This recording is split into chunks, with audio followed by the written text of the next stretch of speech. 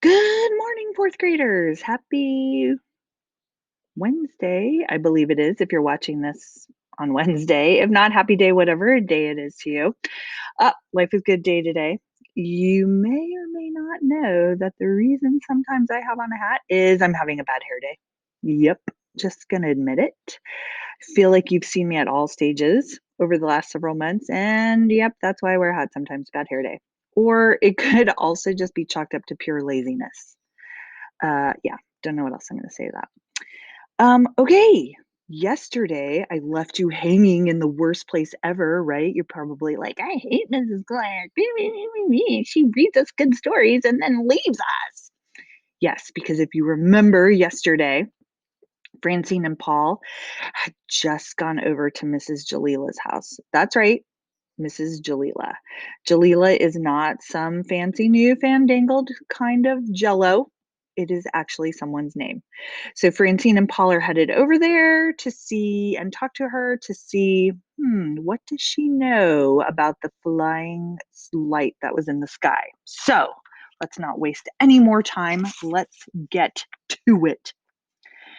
You are Francine Gill, said Mrs. Jalila. Yes, pleased to meet you, said Francine, looking up at Mrs. Jalila's face, her hand limp in the woman's grasp.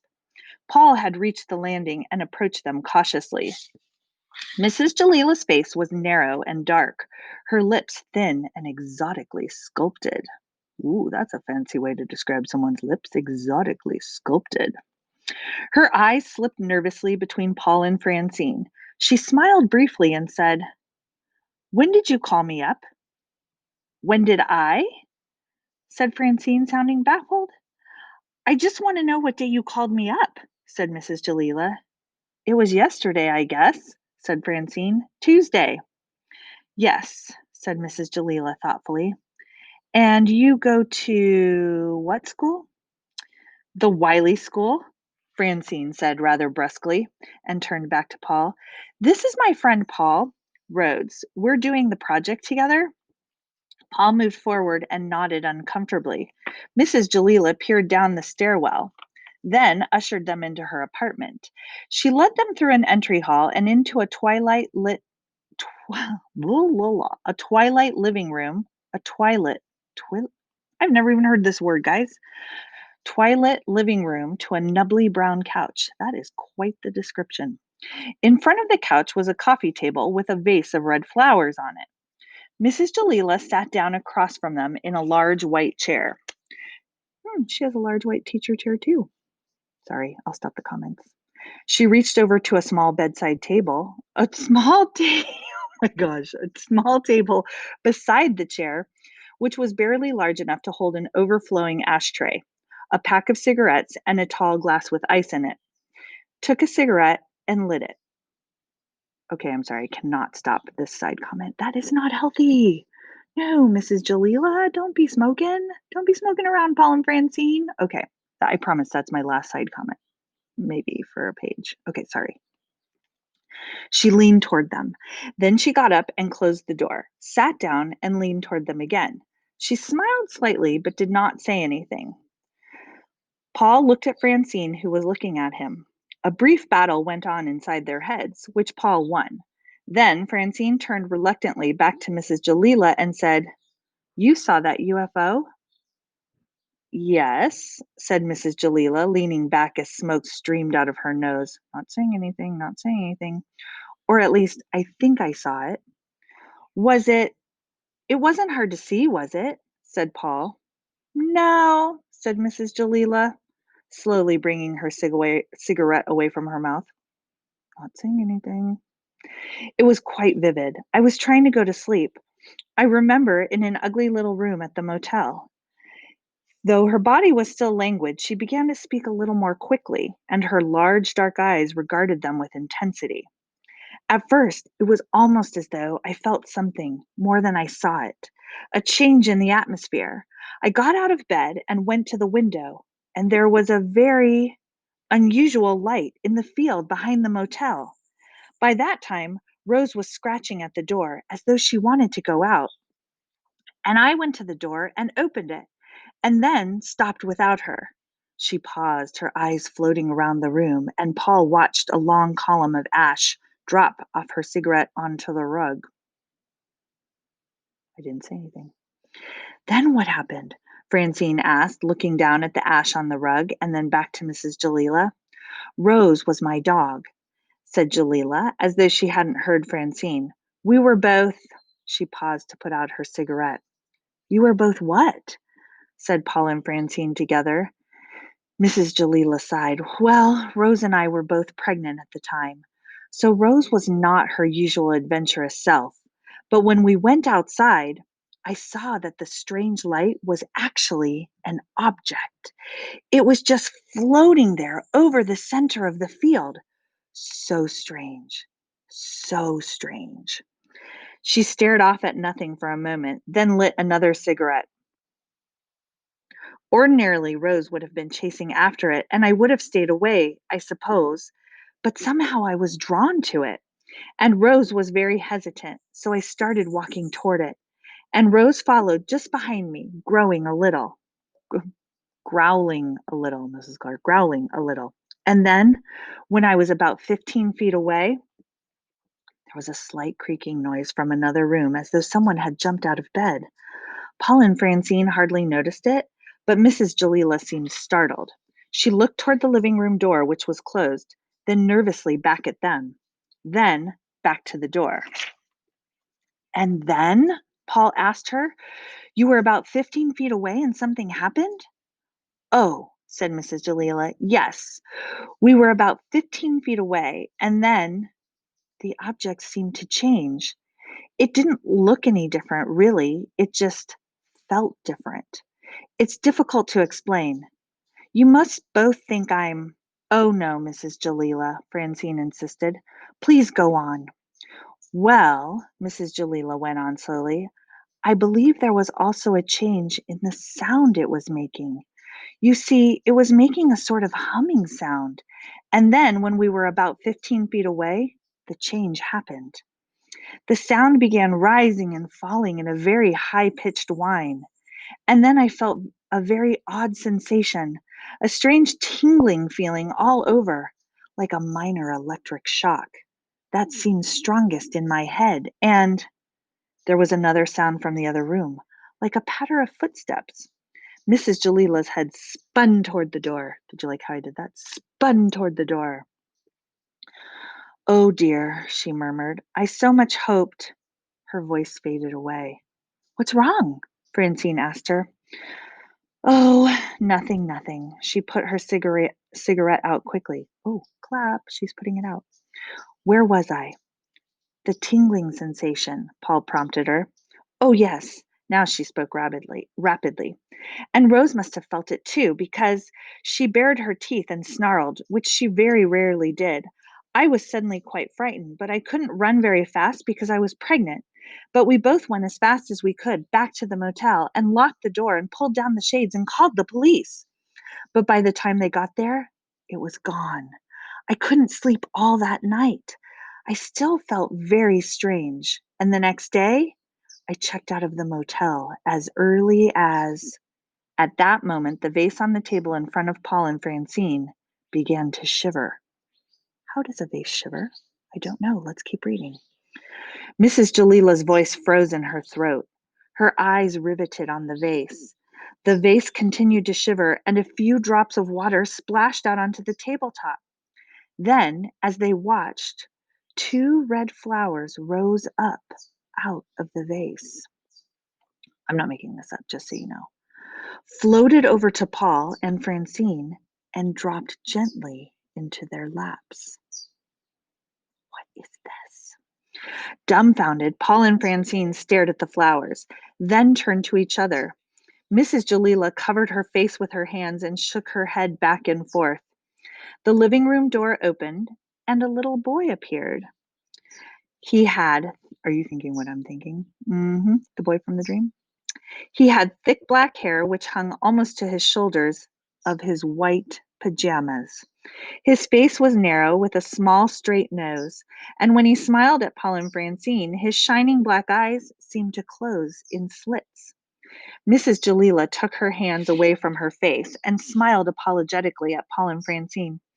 I'm sorry, I act so funny sometimes, she said, looking down into her lap and then back at them. I've been ill recently. But, Paul said, then glanced over at Francine.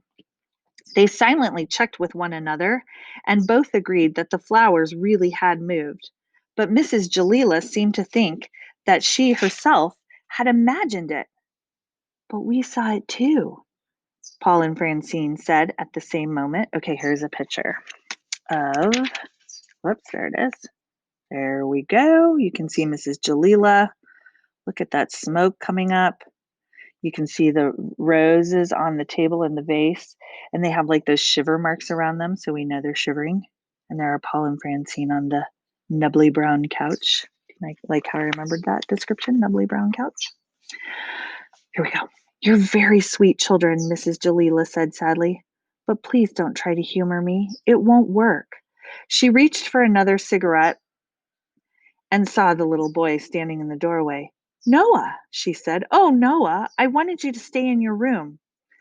The little boy didn't seem to have heard her. He continued to stand there, still grinning at Paul and Francine. Is he your son? Francine asked Mrs. Jalila. Mrs. Jalila nodded, a faint smile on her lips. How old is he? Asked Paul. 4. Noah still stood there, smiling at them, motionless. There was something very odd and unchildlike about this behavior that made Paul uncomfortable. Hello, Noah, Francine said hesitantly. How are you today? Noah smiled at her but did not move. I'm afraid he can't hear you, dear, Mrs. Jalila said, lighting the cigarette. This is like 3 or 4. She's sorry, I'm not supposed to say anything. He doesn't hear or speak, and she watched him with her faint, ironic smile. But why? Said Francine, turning to Mrs. Jalila with a worried expression. What's wrong with him? No one seems to know, she shrugged vaguely. They can't find anything physically wrong. Yet he simply doesn't respond to noises and has never spoken a word in his life. At that moment, the conversation was interrupted by an intense and startling sensation. There was a flash of red in Paul's brain, a feeling of surging excitement, and a mental image of a large black animal hurrying toward him. When it was over, he was looking at Noah. Noah was laughing. In the distance, Paul heard a noise, which part of him knew was the buzzer on the front door downstairs. He heard quick footsteps on the stairs. The apartment door swung open, and a large black dog loped into the apartment and into Noah's arms. Mrs. Jalila passed her hand over her forehead. She coughed and said, They're very close. Noah just always seems to know when Cookie's coming back. Ding, ding, ding, another piece of the mystery, Cookie. But Paul was still reeling from that bright, colorful explosion in his brain. Francine, too, seemed dazed. He knew she had experienced it just as he had. But what had Mrs. Jalila experienced? Do you feel all right? Paul asked her. Oh, it's just these headaches I get sometimes, she said, passing her hand over her forehead again. And then Cookie was upon them, big and glossy and black. She put her front legs up on the couch, the brown nubbly couch, and passionately licked their faces with her long tongue. Relief and gratitude flowed over them, and another intense mental image. This one of Noah running across a field. The image was a familiar one, and all the more so because, like the dream, it was a black and white image. Cookie, Mrs. Jalila ordered without much conviction. Cookie, get down. Leave them alone. Oh, it's all right, gasped Francine, allowing her cheek to be nuzzled while Paul struggled to get his face out of the way. This isn't Rose, she managed to add. It's Rose's daughter, Mrs. Jalila said. Cookie, darling, please leave them alone. She's a Newfoundland, you see, a famous kind of rescue dog, and she likes people. After one last wet kiss, Cookie jumped down, almost knocking over the vase of flowers, and trotted over to Noah. She proceeded to bathe his face with her large tongue, and Noah chortled happily and hugged her again. Whew, said Paul. Mrs. Jalila, was Rose pregnant with Cookie when you saw the UFO? Yes, Mrs. Jalila said softly. Noah and Cookie are exactly the same age, in fact. I hope you don't mind me asking you this, Francine said, brushing herself off. We just keep asking you all these questions, but I was wondering. Oh, it's all right, dear, said Mrs. Jalila, vaguely waving a fresh lit cigarette at her. I'm not saying anything. I trust you. Well, that's sort of what I was wondering about, Francine went on. It seemed like you didn't want us to see Noah or know about him, that you were hoping he would stay in his room while we were here. Oh, said Mrs. Jalila. She took a long drag of her cigarette and let the smoke drift slowly out of her nose. Well, it's just that I've been rather worried lately. Someone has phoned me several times, a man, asking about him, and I've had the peculiar sensation of being followed sometimes when I'm outside with him. She coughed. Oh, it's probably all my imagination. She gestured with her cigarette. I do seem to be imagining things a lot lately. Still, I really think I have noticed two men behind us quite often. It's probably silly of me, but I do feel threatened somehow, she confessed, sounding slightly embarrassed. I just want to be sure Noah is safe, she added vehemently. He's so helpless. That's why I was so hesitant about seeing you, and why I wanted to keep Noah out of the whole thing if possible. Paul and Francine did not even have to look at each other now for the dialogue in their heads to take place. Their thoughts were not exactly in words.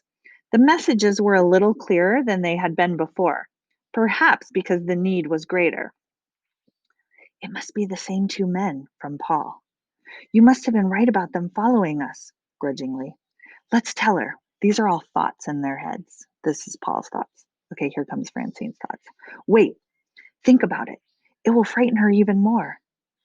But we can explain about being at the Stardust that night, about the telepathy. We can tell her that we're here to help her and Noah. But she doesn't want to believe in telepathy. I don't think she can.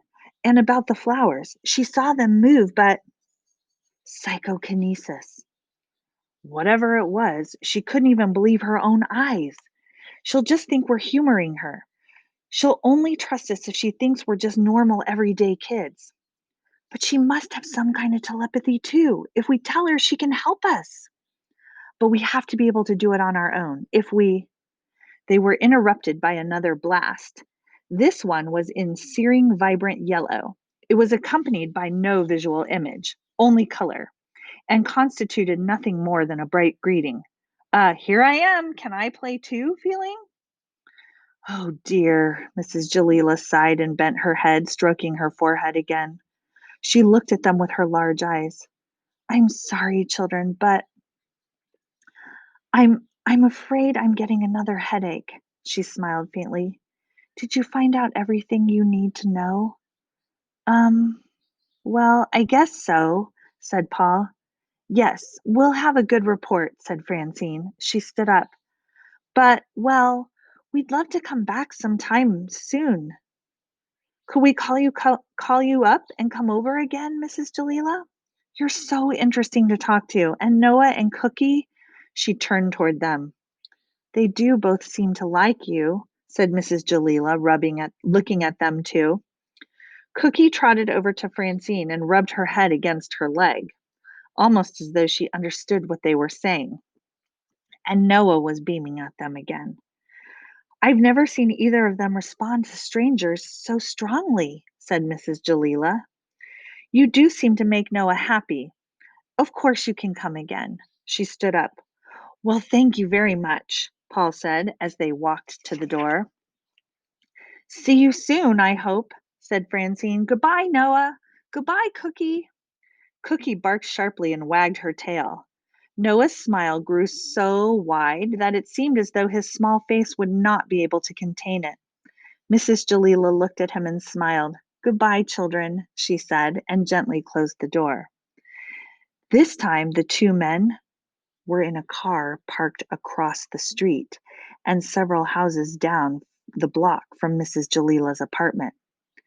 Now, however, Paul and Francine were keenly aware of their presence.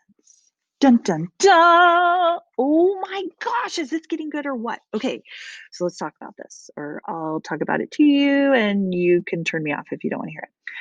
Um, okay, do we think Noah has like some special powers too? I think he moved the roses. That must be called telekinesis, right?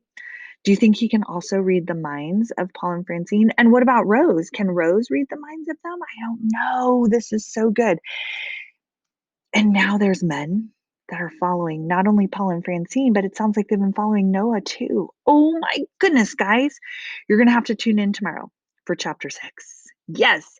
Have a great Wednesday. You're halfway through the week after today, and I will see you tomorrow on Thursday. Have a good one. Bye.